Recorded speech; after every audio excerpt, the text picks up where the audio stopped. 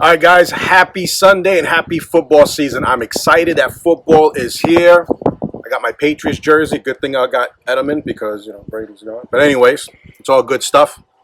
Listen, today I'm excited because this is truly one of my favorite cigars. This is La Liga Privada. All right. Now, if you look it up, if you go to some of the cigar places, they say it stands for private blend. Well, Liga to me in Spanish is league. So for me, it's private league. So I think that's a better interpretation, but whatever you want. Either way, when you go to the store, it's La Liga Privada from Drew Estates. Awesome. Now, this is the T52. This is a big boy cigar. I'll tell you right now, if you haven't smoked cigars or you're not really, well versed in it, do not try this as your first cigar. I promise you, you will not feel well. Okay. It'll taste great. It'll be amazing.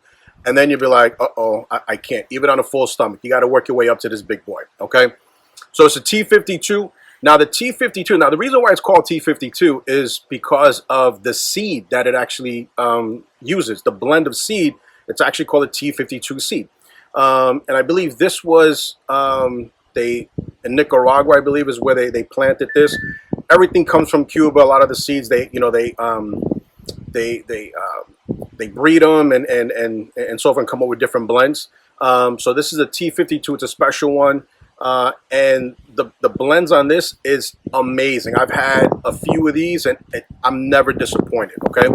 Now today I'm going to take it a step further and I'm going to use my cutter today. I know I've been using the punch a lot. I got my cutter and I'm going to show you the right way of actually cutting a cigar and lighting the cigar. Because I know we've been kind of doing it a little quickly. But I'm going to show you the proper way of doing it. All right. Now, if you notice on the cigar, you're going to have something called a cap right here. So you see this line right here. All right. You never want to cut below that line. If you do, what happens is your cigar is going to slowly unravel and you're going to ruin it. And especially with a good cigar like this, you don't want that. Okay. So you want to cut just a little bit. All right. So here we go. I'm going to go right here. As you guys can see, it's not even coming out of the other side. Can you see that? And boom, one clean motion. There you go. All right. So now we're good. And you can see I still have that cap. That line is right there. The cap's still there. This thing's going to stay intact. Now, lighting it, very important. So I'm outside and it gets windy. Okay. So the torch lighter is pretty much the best thing to use when you're outdoors because of the wind. All right. It's windproof. Now, the only bad thing about a torch is that it burns very, very hot. Okay. And what you don't want to do is put direct flame onto the cigar because when you do that, you actually start changing the composition, the flavors, the chemicals inside, and you get a different flavor, okay? So what you want to do is you want to just put it close to it, okay? And you want to just let the heat just kind of, work its magic. And you're going to turn the cigar slowly. You really don't want it to catch on fire. Now, this might take, a minute or two to do it, but this is the right way of doing it so you don't ruin your cigar, especially when you're smoking premium cigars, okay? Because they're expensive and you want to make sure you get the right blend, the right, flavor out of it. That's why you're paying that much, okay? Keep going a little bit. I know it's a little bit hard to see, but I can hear it. Get a little bit in the middle. Get some embers in there. Let's see.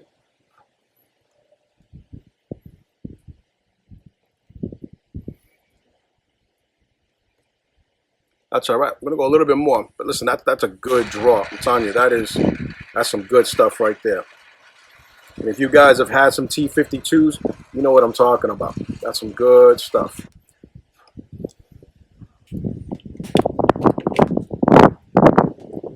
And that's it. We're ready to rock. Now, you notice that I blew the end of the cigar, okay?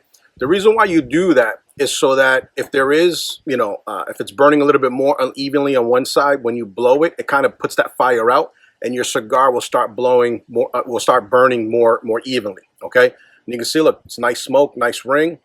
It's good stuff, okay? So we're going to continue on with this. Now, what you don't want to do is lick your cigar. I've been reading some forums, some people, they're licking the cigar saying that, well, listen, it helps slow down the burn. I'm going to tell you right now, if you want to get funny looks at the cigar bar, lick your cigar, okay? If you want to look cool and be relaxed and be like a boss when you're smoking a cigar and you're at the cigar bar, don't lick your cigar. It's a big mistake, okay? Just ask Arnold Schwarzenegger. He'll tell you all about it, all right? Now listen. Yes. This right here, yes, okay? It's just smooth. Perfect draw. What that means is that when you're pulling in, trying to get the smoke in, you're not fighting it. It's just nice and smooth. It's open, and also too because I did the cut. Okay, usually when you cut the cigar, with a cutter, you do get a better draw on it. The punch is a little bit tighter because only a little small little hole. But this one here, yeah, you're gonna get the full flavor out of this. So, as always, I'm gonna keep going, and I'll let you know how I make out.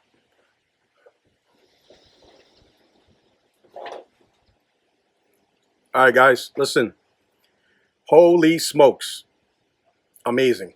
Amazing, amazing, amazing. Listen, if you haven't tried one of these, you have to get one. I'm telling you, you got to experience at least once in your life. This is some really good stuff right here. But I do want to talk to you about something else. And I got the jersey going on. But you ever listen to these sport commentator guys, right? And they're talking about a team. And one guy is like, hey, I like that team. The other guy is like, no, I hate that team. Talking about the same thing, but both guys have different perspectives on it, right? Well, you ever ask yourself, why is it that when I talk to my realtor and I ask them about neighborhoods, they can't tell me, or they kind of shy away as far as talking about the neighborhood? Well, I'm going to talk to you about that, okay? And it's not that because we're being jerks, all right? Now, when I say I mentioned realtor, okay? I didn't say agent because there is a huge difference between a realtor and an agent, a licensed person, which I'm going to get to in another video. All I got to say, though, is if you're not working with a realtor, then I would not be working with that person. All right, and stay tuned to the next video, and you'll see what I'm talking about. So here's the deal: as realtors, we really can't talk about neighborhoods legally. It's a legal thing. It's not because we don't want to. It's a law. It's called steering. Okay, and what steering is the act of influencing either someone or a group of people into either a property, into or away of a property or a neighborhood. Okay, anyone that's within the protected classes. So race, color, religion, familial status, all that good stuff, handicap status. So legally we can't. And here's the deal. A lot of times it happens. The steering happens inadvertently. I've heard it from other agents talking. Because we're trying to be helpful, right? And trying to inform the consumer about pretty much everything when it comes to real estate. The issue is when it comes to neighborhoods, especially when it comes to like a realtor and agent perspective, it's very subjective, okay? Because what I may consider to be a good neighborhood may not be what you think is a good neighborhood, and what you think is a good neighborhood may not be what I think as a good neighborhood. So really, what we're trained to is just, we'll show you properties that you qualify for. That's it. That's all we can do. Legally, that's the best that we can do, all right? And you might have had that conversation with your realtor, and they might have said, hey, listen, legally, I can't talk about it. And this is why. It's because of the law.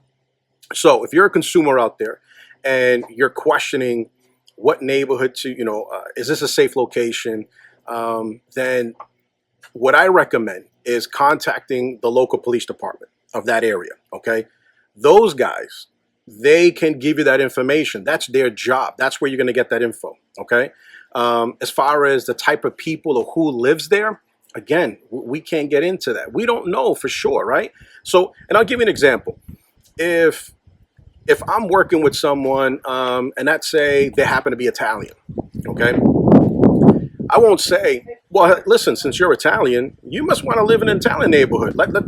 New York has Little Italy. Oh, well, let's look at properties over there. No, that's steering inadvertently. I'm not trying to racial discriminate against them or profile any of that stuff, but that's what steering is. And a lot of times it's done inadvertently. And neighborhoods change. And, whether you believe it or not, I mean, like every 7 to 10 years, you'll see that neighborhoods demographically will start to change. And part of that is because, well, guess what? Kids, they graduate high school.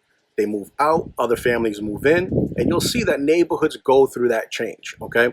So what once might be, what I may have considered to be, a densely populated area of a certain culture may not be that way, 7 or 10 years down the road. So we leave that up to you, the consumer. So check with, the police department, check with the Census Bureau, right? Those guys are going around now knocking on your door and so forth. And they're the ones that can tell you demographically, what does the neighborhood consist of? Are there a lot of renters here? Are they, is it mainly smaller families or larger families?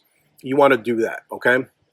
And another thing I would say for agents is you never want to put on your listing, great neighborhood, family neighborhood, safe location.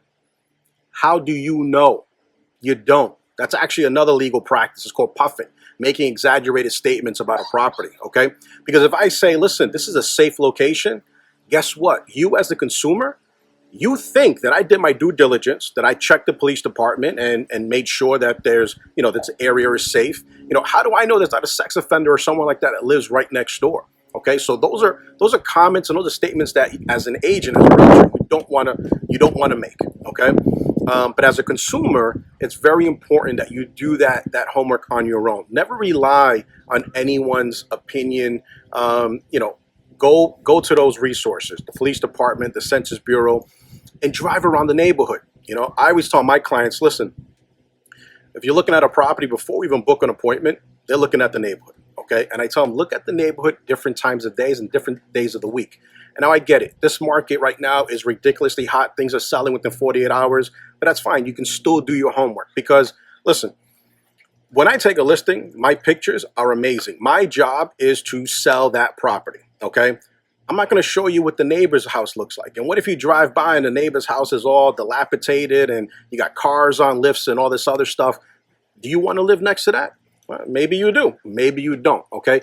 But the only way of finding out is by actually driving by the neighborhood and seeing what the neighbors look like, looking at the neighborhood, who's out there, right? If it's a weekday, if it's a Wednesday, morning, 10, 11 o'clock in the morning, and you see people hanging out in the street, I don't know, you got to ask yourself, well, do they not work? And even if they do work from home, shouldn't you be home working? I don't know. So if that's the activity during the day, me personally, that's a red flag for me, okay? On the weekends, if you want to know if an area is a family neighborhood, are there kids around there? Well, go on the weekend or after, 5 o'clock or something like that and see, do you see kids riding their bikes? Do you see, kids rollerblading and doing stuff? That'll give you an idea of where you're moving to, especially if you're not familiar with the location that you're in. And listen, this law and puffing, that's nationwide. That's part of the Fair Housing Act.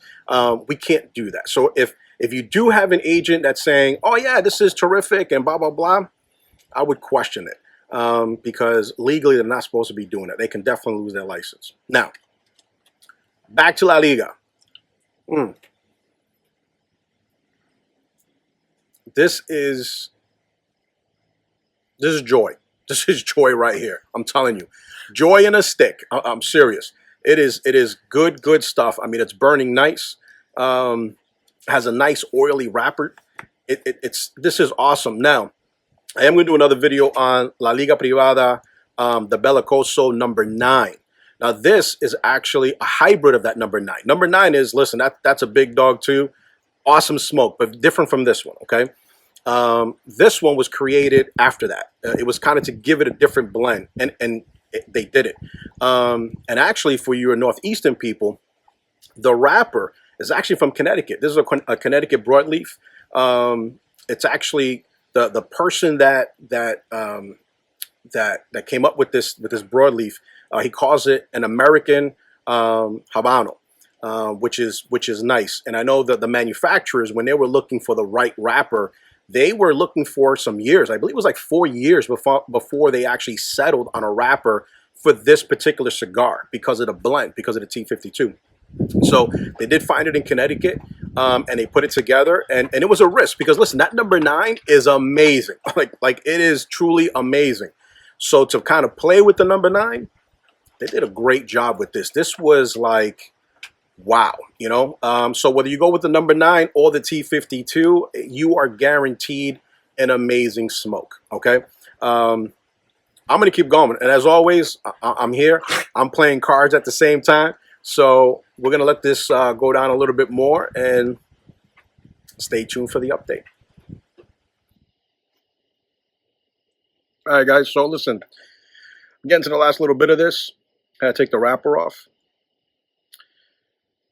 Joy. That's it. That's all I'm going to say. Joy right here. So definitely pick up one of these T52s, Drew Estates. Look, anything Drew Estates is amazing, but the T52 is out of control.